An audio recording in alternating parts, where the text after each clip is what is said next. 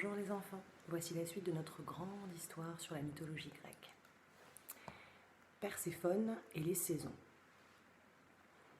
Par une matinée ensoleillée, la déesse Déméter dit au revoir à sa fille Perséphone. « Je serai de retour pour dîner », lui lança-t-elle en s'éloignant.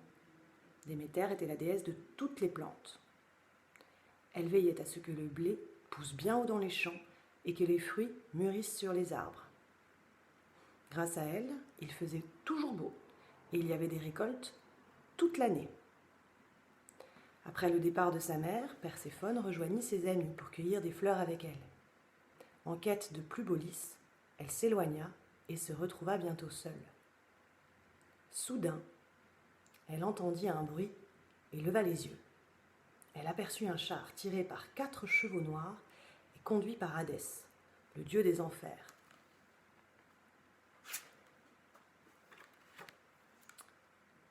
Hadès s'était épris de Perséphone, mais il savait que Déméter ne lui permettrait jamais d'épouser sa fille.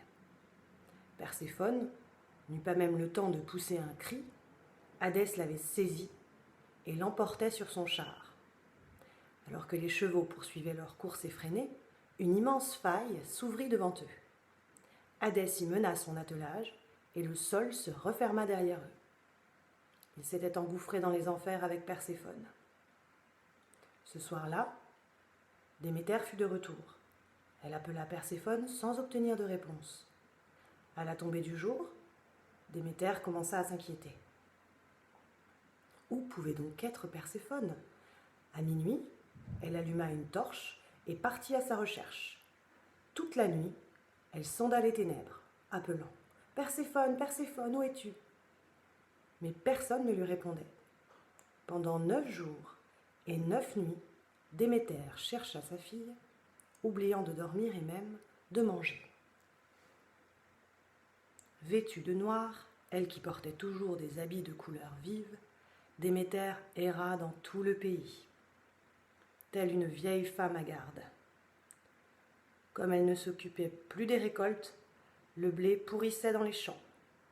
Aucun fruit ne poussait dans les arbres et l'herbe jaunissait. Les moutons et les chèvres n'avaient plus rien à manger. Bientôt, la famine menaça les hommes. Zeus rassembla les autres dieux et déesses. « Ce qui se passe est très grave, tonna-t-il. Si nous ne persuadons pas Déméter de se remettre à la tâche, tout le monde mourra. » Hadès doit libérer Perséphone, suggéra une déesse. Sinon, Déméter ne fera rien pour sauver la terre. Zeus fit venir Hermès, le messager des dieux. « Va voir Hadès et demande-lui le plus gentiment possible de rendre Perséphone à sa mère, ordonna-t-il. Hermès se mit immédiatement en route.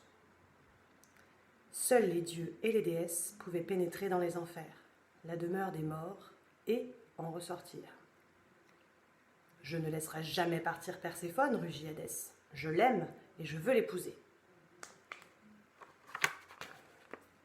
« S'il te plaît, Hadès, supplia Hermès, sois raisonnable.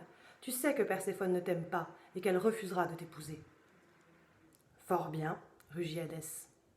Je la laisserai partir si elle n'a rien mangé. Tu connais la règle. Si elle a mangé quoi que ce soit durant son séjour aux enfers, elle devra y rester pour l'éternité. »« C'est facile, répondit Hermès. Il suffit de le lui demander. » Perséphone se mit à pleurer. « Je n'ai rien pu manger ici. Je n'ai pas touché la moindre miette de nourriture. » Le fantôme d'un jardinier passait par là. « Tu mens !» lança-t-il de sa voix de crécelle. « Je t'ai vu. Tu as cueilli une grenade bien mûre et tu l'as mangée. »« Non, non, se défendit Perséphone. Je ne l'ai pas mangée en entier. J'avais tellement soif, j'ai juste avalé quelques-uns des pépins. »« C'est suffisant, hurla Hadès. »« S'il te plaît, Hadès, suppliait Hermès. Rends-lui sa liberté pour quelque temps. 2 ou 3 pépins, cela ne compte pas. »« Ah, bon, d'accord, grommela Hadès. Perséphone pourra retourner sur terre la moitié de l'année, mais elle devra passer l'autre moitié ici, avec moi, aux enfers. » Tenant Perséphone par la main, Hermès l'entraîna hors des enfers et la rendit à Déméter. « Oh, ma chère fille, s'écria Déméter en la serrant contre elle, te revoilà enfin. Oui, répondit Perséphone. Elle se mit à sangloter.